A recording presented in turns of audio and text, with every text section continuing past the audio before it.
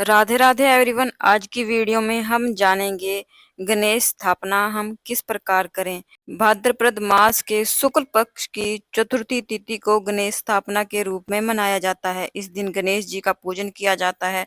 गणेश जी को पूरे 10 दिन के लिए अपने घर में स्थापित किया जाता है और उनका पूजन किया जाता है। लेकिन अगर आप जॉब करते हैं या आपके बच्चे छोटे हैं और गणेश जी का पूजन करना चाहते हैं, लेकिन 10 दिन की सेवा आप नहीं कर सकते, तो आप एक दिन के लिए गणेश जी को स्थापित कर सकते हैं, उनका पूजन कर सकते हैं।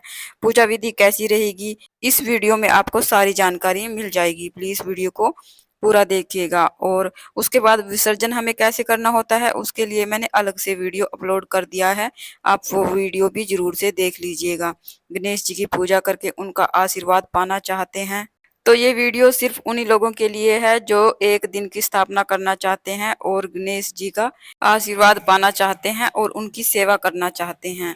देखिए, सेवा भाव से होती है। आप चाहे 10 दिन के लिए सेवा कर सकते हैं या सिर्फ आप एक दिन के लिए सेवा कर सकते हैं। तो चलिए वीडियो शुरू करते हैं। सबसे पहले हम चौकी लगाएंगे। चौकी पर लाल रंग का वस्त्र बिछाएंगे। यहाँ पर मैंने लाल रंग का वस्त्र बिछा लिया है और चौकी को जैसे भी आप सजाना चाहते हैं सजा लीजिएगा। देखिए, ये मैंने मिट्टी के गणेश जी अपने आप ही बनाए हैं। बनाकर इनका पूजन मैं करूंगी और एक दिन के लिए मैं गणेश जी की स्थापना करूंगी। बाजार से मैं मूर्ति लेकर नहीं आई। अगर आपको मूर्ति का वीडियो चाहिए तो आप मुझे कमेंट कर सकते हैं, मैं आपके लिए मूर्ति का वीडियो अपलोड कर दूंगी। उसके बाद थोड़े से फूलों का आसन देते हुए मैंने गणेश भगवान जी को स्थापित कर दिया है। थोड़े से चावल का आसन देते हुए हम कलश स्थापना करेंगे। कलश में मैंने पूरा कंठ तक कलश को जल से भर लिया है। उसमें सिक्का, सुपारी, हल्दी की गांठ, लौंग, इलायची और थोड़े से फूल डाल दिए हैं। तो इस तरह से मैंने कलश को पूर्ण कर लिया है। उसके बाद इसमें हम आम के पत्ते रखेंगे। आम के भी रख सकते हैं आप, अशोका के भी रख सकते हैं। इनको मैंने रोली से और चंदन से टेक लिया है। साथ में मैंने कलश को भी तिलक कर दिया है। साथ में कलश को मोली बांध दी है, क्योंकि कलश में हम सभी देवी देवताओं को आमंत्रित करते हैं। उसके बाद मैंने कलश को अष्टदल कमल के ऊपर रख दिया है। उसके बाद हम कलश में नारियल रखेंगे। देखिए, आप नारियल को खड़ा करके भी रख सकते हैं या फिर इस तरह से लेटा कर भी रख सकते हैं। ध्यान रखेंगे कलश का मुख पूजा करने वाले की तरफ होना चाहिए। तो इस तरह से मैंने कलश की स्थापना कर दी है।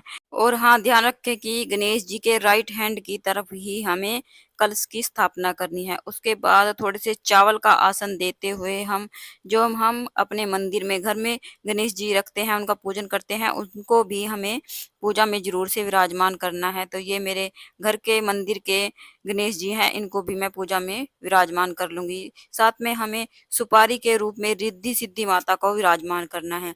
उसके बाद भाव स्वरूप जल के छींटे देते हुए हम सभी को स्नान करा लेंगे। यहाँ पर मैंने सभी को स्नान करा दिया है। उसके बाद थोड़े से फूलों का आसन देते हुए हम दीप प्रज्वलित करेंगे, क्योंकि दीपक हमारी पूजा का साक्षी होता है। उसके बाद हम गणेश जी को जनेऊ समर्पित करेंगे। अगर हो सके तो आप पीला जनेऊ समर्पित करें, पीला ना हो तो आप जनेऊ को थोड़ी सी हल्दी या चंदन भी लगा सकते हैं। रिद्धि सिद्धि माता को हम रोली समर्पित करेंगे। गणेश जी को हम रोली से तिलक करेंगे। सभी को मैंने तिलक कर दिया है। दिए का पूजन भी हम साथ साथ करते रहेंगे। उसके बाद हम तिलक पर अक्षत यानी चावल समर्पित करें। ध्यान रखें कि चावल हमारे टूटे हुए नहीं होने चाहिए। पूजा में हमें साबुत चावल का ही यूज करना होता है। उसके बाद हम गणेश जी को दुर्वा घास समर्पित करेंगे। देखिए, दुर्वा घास जरूर से समर्पित करें गणेश जी को। दुर्वा घास बहुत अधिक प्रिय है। हो सके तो आप पूरे 10 दिन रोजाना गणेश जी को दुर्वा घास समर्पित करें और एक दिन ही लेकर आ जाएं। दुर्वा घास बासी नहीं मानी जाती है और रोजाना आप उसी घास को समर्पित कर सकते हैं। उसके बाद हम फूल समर्पित करेंगे। हो सके तो गणेश जी के लिए लाल फूलों की व्यवस्था करें। लाल फूल गणेश जी को बहुत प्रिय हैं। अगर लाल ना मिले तो जो भी फूल आपको मिल जाए वो फूल समर्पित करें। उसके बाद हम गणेश जी को देखिए विशेष भोग लगाया जाता है। इस तरह से नारियल के टुकड़े में गुड़ को डालकर भोग में दिया जाता है, वो हम गणेश जी के पास ही रखेंगे। उसके बाद गणेश जी को हम लड्डू का, बर्फी का या फिर कोई भी मिठाई या मोदक का भोग लगाएंगे। साथ में ऋतु फल का भोग हम लगाएंगे। उसके बाद हम जल का भोग लगाएंगे। उसके बाद हम हाथ जोड़कर गणेश भगवान से रिद्धि सिद्धि माता से भोग ग्रहण करने के लिए प्रार्थना करेंगे। तो इस प्रकार से हमने पूजा कर ली है। उसके बाद हम हाथ में फूल लेकर या चावल लेकर हम गणेश चतुर्थी की कथा सुनेंगे। कथा का वीडियो मेरे दूसरे चैनल पर अपलोड है, कथा विद रीटा के नाम से। आप वहां से कथा सुन सकते हैं, लिंक मैं डिस्क्रिप्शन में दे दूंगी। उसके बाद जो फूल हमारे हाथ में है उसको हम गणेश भगवान को समर्पित करेंगे और थोड़े से फूल हम जल के लोटे में डाल देंगे। उसके बाद हम बहुत ही प्रेम पूर्वक हमें आरती करनी है। गणेश जी की आरती करेंगे, रिद्धि सिद्धि माता की आरती करेंगे।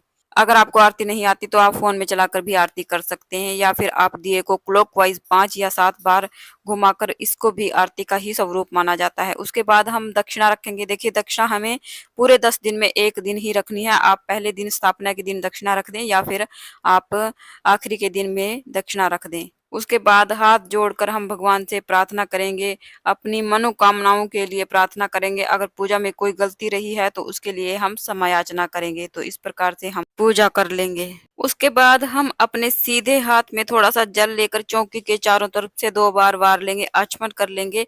इस तरह से हमारी पूजा पूर्ण हो जाएगी। आचमन करने के बाद जो भोग प्रसाद हमने पूजा में चढ़ाया है, इसको हम परिवार के सभी सदस्यों में बांट देंगे। और जो नारियल और गुड़ का प्रसाद हमने गणेश जी को चढ़ाया है, वो गणेश जी के पास ही रखा रहेगा पूरे 10 दिन तक। इसको हमें नहीं हिलाना है। जो भोग प्रसाद आपने चढ़ाया है उसको परिवार के सभी सदस्यों में बांट दें। देखिए, चंद्रमा को इस पूजा में अर्घ नहीं दिया जाता है। आप जो जल का लोटा है इसको आप नीचे ही पौधों में डाल दें। चंद्रमा को गणेश जी की पूजा में नहीं देखा जाता है। शाम को भी आपको चौकी पर दीपक जलाना है, पूजा अर्चना करनी है।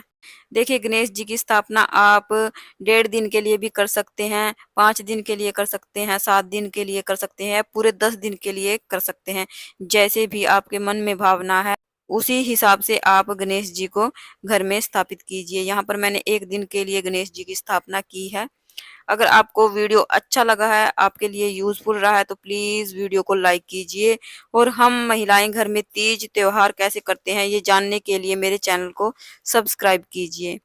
तो फिर मिलते हैं एक और नई वीडियो में एक और नई पूजा विधि के साथ। मैंने आपको गणेश चतुर्थी की पूरी पूजा विधि बहुत ही आसान तरीके से बता दी है। अगर आपके मन में अभी भी कोई डाउट है तो आप मुझे कमेंट कर सकते हैं, मैं आपके डाउट को क्लियर करने की पूरी कोशिश करूंगी। तो फिर मिलते हैं। राधे राधे।